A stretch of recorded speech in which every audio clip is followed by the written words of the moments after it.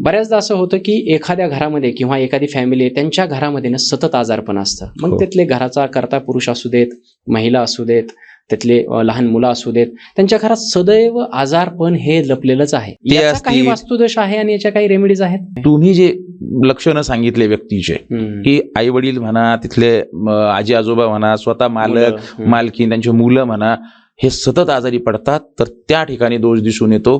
तिथं टॉयलेट असू शकतं, तिथं बाथरूम असू शकतं, तिथं किचन जरी असेल, कारण तो जलतत्वाची दिशा आहे. उत्तर जलतत्वाची आहे, पूर्व वायुतत्वाची आहे, आग्नेय जी आहे ती अग्नितत्वाची आहे, दक्षिण जे आहे दक्षिणेपासून नैऋत्यपर्यंत ती पृथ्वी तत्वाची दिशा आहे, आणि नैऋत्यपासून वायव्येपर्यंत ही जी आहे आकाश तत्वाची दिशा आहे. तर तिथं जर इम्बॅलेन्स आहे, स्वास्थ्याच्या झोनमध्ये जर तुम्ही तिथं जर डस्टबिन जरी ठेवताय, टॉयलेट असेल तुमचं, बाथरूम असेल, किचन असेल, कुठलीही अँटी ऍक्टिव्हिटी तिथं जर असेल, तर तिथं स्वास्थ्याचे प्रॉब्लेम्स किंवा तिथं हे जे काय आहे इव्हेंट्स घडून येताना दिसतात.